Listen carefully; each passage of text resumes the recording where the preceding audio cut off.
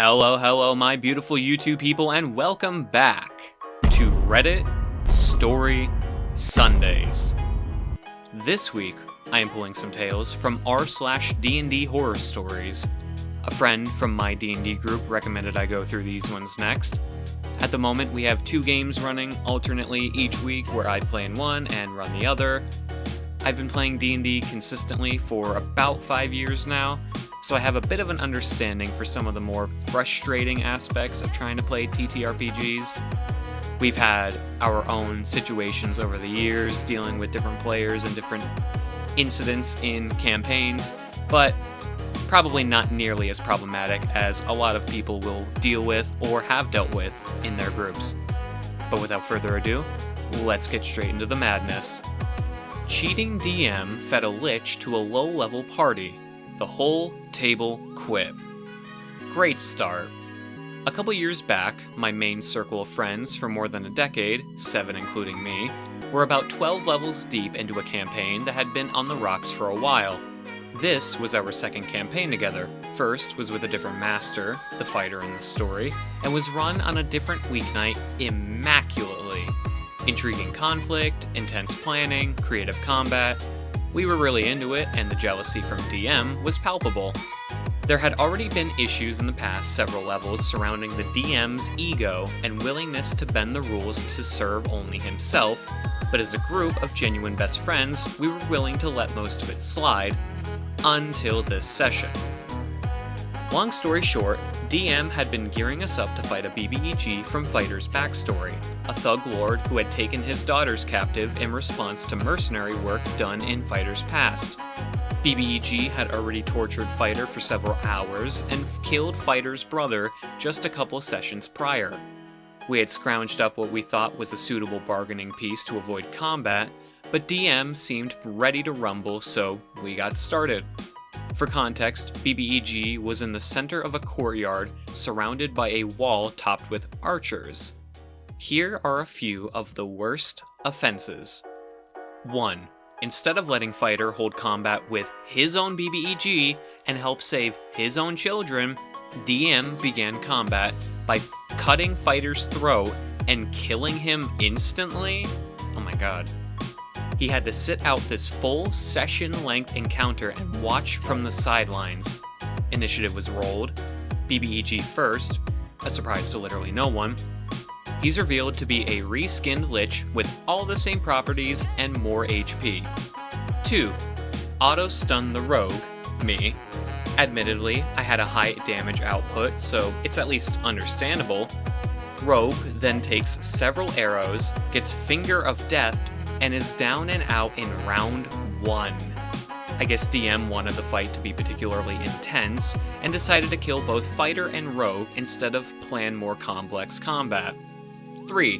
Monk's turn. She tries to scale the wall and start plucking off some archers. Totally normal monk activity at level 12, right? Think again. DM has Monk roll for it despite the ability being written into her class. She rolls really high, and DM still says no. She does a pinch of unsatisfying damage, and turn ends. Now, I can understand wanting to bend the rules and do different things, but when it is literally written into the class, and you're saying no, that's ridiculous. Especially something for Monk. Monks are known to do stuff like this at higher levels. 4. Ranger casts an AoE spell. DM insists it's out of range to hit most foes. It isn't, but oh well, another unsatisfying turn. 5. Cleric, another past DM, casts Sanctuary on herself. BBEG tries to counterspell, but is out of range. We had to argue and measure several times over it. DM gives in, but is pissed. He's up next. 6. BBEG makes a multi-attack on Barbarian, and DM tries to include a pretty brutal spell. Fighter notices and messages DM covertly to remind him that no, multi-attacks do not include spells. DM reads the message quietly, then proclaims out loud as a response, "I don't care what the rules say." BBEG cast the spell anyway. Yes, some baddies can in fact cast spells within a multi-attack, but not typically like this. Also true. Usually, for the most part, if you're casting a spell, you can't do any other sort of magical thing like that. So, DM is just doing way too much just for the sake of doing it at this point. By the end of a long and exhausting evening, we were all angry. 2 of us were dead, folks were crying, and we were nowhere near end of combat. DM claimed we'd finish combat next session and called it a night. Not only was there no session the following week, but after several long arguments with no budging from DM, he pulled out of the friend group entirely and cut almost all ties. Edit, we sat him down and told him we were quitting the game, then he quit the friend group. But this story has a happy ending. Cut to a couple years later, and we're now a few levels into our 3rd campaign together, run by Cleric, and couldn't be happier. Lots of complex dungeon design, strict respect to the rules, and thrilling, challenging combat out the wazoo. We even picked up Cleric's brother as another player and have become a stronger group with every passing week. Now, there are so many instances of power-hungry DMs wanting to screw over their players just so that way it makes them feel a little bit better about what they're doing for their game. And as someone who actively runs a game and ran a game in the past, I honestly don't see the need to be, oh, I'm gonna bend the rules and do this and this. Like, I enjoy coming up with encounters and different situations for my players to go through and see them prevail. I want to see them succeed because that's fun and it's a fun story. So I never understand the whole point of, let me do this and make all my players miserable to the point where they're going to leave and find another group. It's annoying. Stop doing it. Respect your players. I'm creating a world with genderless amoeba people, but I don't want to deal with any of that pronoun garbage. Now, I don't know if I'm about to have serious words about OP here, or if this is them describing what they've dealt with. I'm hoping it's the latter, even though it's not really any better. About 7 years ago, I discovered Roll20 after my IRL group couldn't meet up anymore. I joined 2 games, one was super cool, and I made friends I still play with today. But the other one, I never ended up playing a game with. Before the DM would offer anyone a space, he insisted on interviewing prospective players over Discord. The interview was about half an hour long, and was pretty average stuff. How's your setup, internet, can you make the time each week, etc.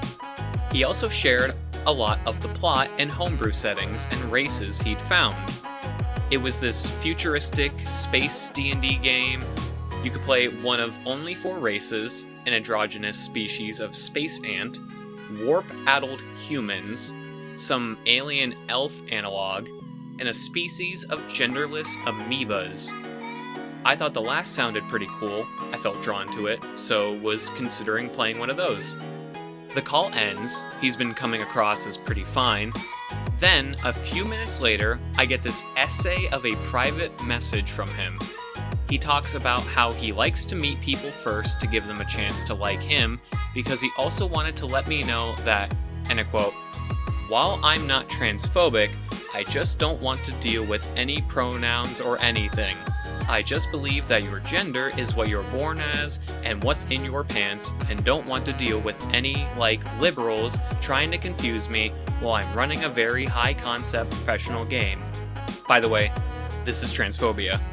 He insisted that every player only play characters with a binary gender that matches the player's sex. I asked about how that works with the 2 out of 4 races not having a gender binary, or any concept of gender as a whole. After a while, he responded that that was only lore from whomever produced the handout, and functionally they were still going to adhere to his ideals. As a fun fact about me, I am trans, though at the time of this game I hadn't figured that out yet.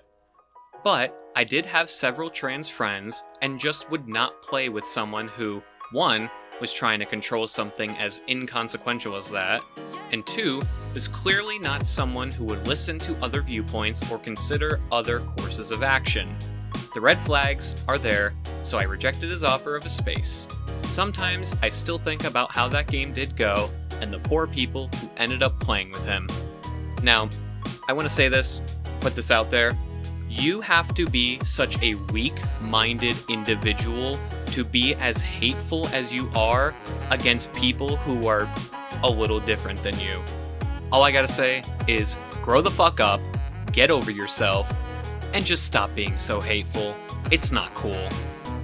And lastly, we have the time I ended a relationship and destroyed a group by doing little to nothing on accident. Wow, okay. Hell of an opener. So, about a year ago, I had been looking for some new online friends to play D&D with. None of my friends liked DMing, and I was getting burnt out on it myself and wanted to play as a player for once.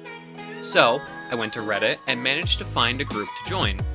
On the surface, it was a bit odd as I had to apply, but I was quickly informed that it was just to weed out people who were barely literate, since this was all going to be over text, and people who were particularly intolerant, as one of the members was gay, and that caused problems in her previous group. I understood and agreed, passing the first test easily, as it was just a yes or no test about not being a dickhead, basically. The second test was a bit odder, as my interviewer, a female, wanted me to RP a slice of life session with her to make sure I was a good enough writer, I guess.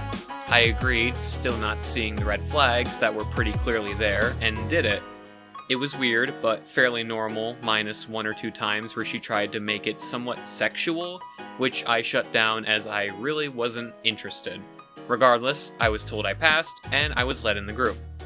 I was pretty excited to get in and to get to playing, so I rolled my character, a human cleric, that day, even though the first session was a week away. As I waited, I also got to know the group. There was the person who interviewed me, who we'll call Sam, the DM, Sam's friend, who we'll call Kate, and Sam's boyfriend, who we'll call Dave. They were all pretty cool, but also all a bit off. Dave was super nerdy and awkward, but was an alright guy. Kate was very anime and would occasionally send naions with messages, and the DM was super chill, but just always seemed a bit off. But Dave, Kate, and the DM were all normal when compared to Sam. What I didn't realize at the time, but now know, was Sam was a total psychopath. During the first session, she DMs me and starts flirting with me, and not subtly. Now, keep in mind, we really haven't spoken much, and all she knows about me is that I like D&D and I'm a guy. I didn't even tell her my real name. I brush it off and just keep playing, ignoring her DMs and hoping that she will just move on.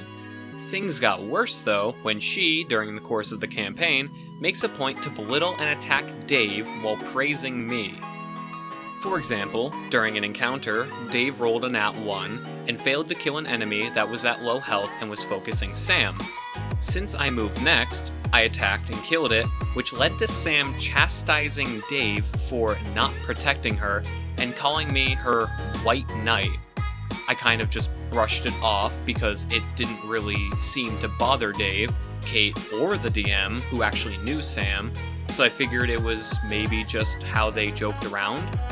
The rest of the session goes pretty normally, with Sam repeatedly DMing me flirtatious messages about the campaign, which I ignore. When the session ends, we all thank the DM and break to meet up next week. Only Sam keeps messaging me.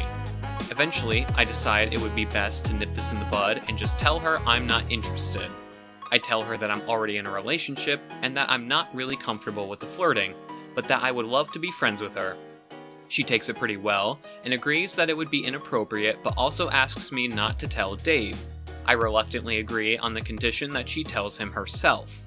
The next couple sessions are pretty normal, and although the flirting stops, Sam keeps chastising Dave's character and flirting with mine, although Dave and Kat seem to be good sports about it, with the two even joking about having their characters set hours up, so I mostly just ignore it. Besides, my character is basically a celibate monk, so I consider it could just be ribbing about that. Then, one session, it gets particularly bad. Dave's character is a stereotypical edgy knight.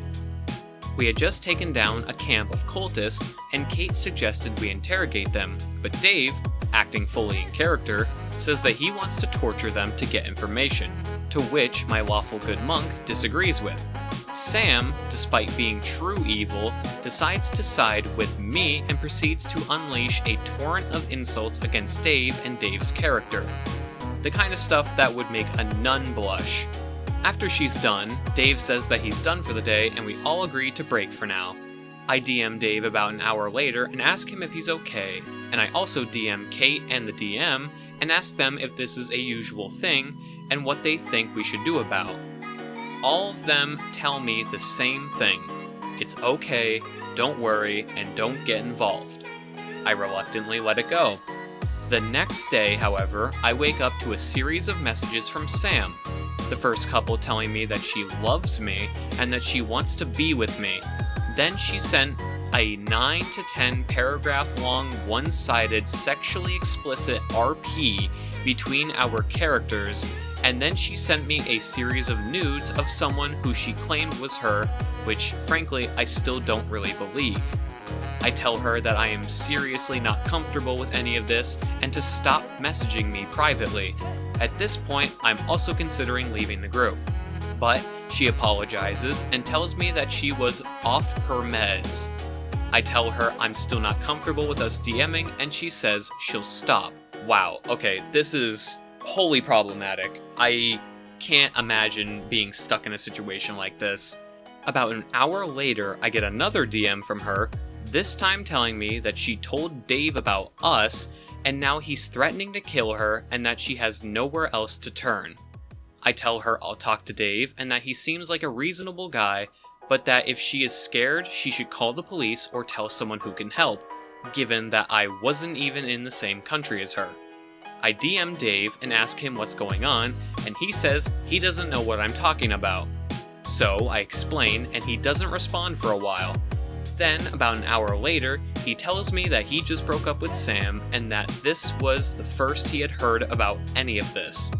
Meanwhile, Sam starts messaging me talking about how, now that Dave's out of the way, we can be together, and that I'm a true alpha. This is the opposite of true.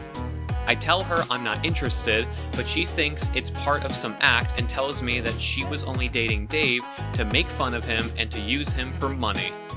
As this is going on, Kate starts messaging me, calling me a homewrecker, and Dave sends me an extremely long message that I can only classify as an incel manifesto. Finally, I decide to block all three of them and message the DM and tell him I'm out. Interestingly enough, when I tell him this, he says that he actually doesn't know any of these people really, and that Sam was secretly paying him to DM. He thought they were all pretty weird too, but the money was good and they mostly left him alone. Okay, quite a bit to unpack here. That was certainly one kind of group experience you can deal with. Yeah, reading it now, plenty of red flags from the get. I guess I can see how you wouldn't really notice it if you're just trying to go about your day and join a group, you know, try to play D&D, and you're just trying to get into something new, so you're trying to ignore things, you know. This was horrendous. I cannot imagine myself being put in a situation like this and having to deal with someone like that. Especially when you're trying to set boundaries and she's just completely ignoring them. Crazy story. She's a psycho. I'm glad you moved on. Anyway, that was D&D Horror Stories. I hope you guys enjoyed. If there are any stories you guys want me to read through in the future, let me know down below. I will make a list of them for you guys. And I will see you guys in the next one. Peace!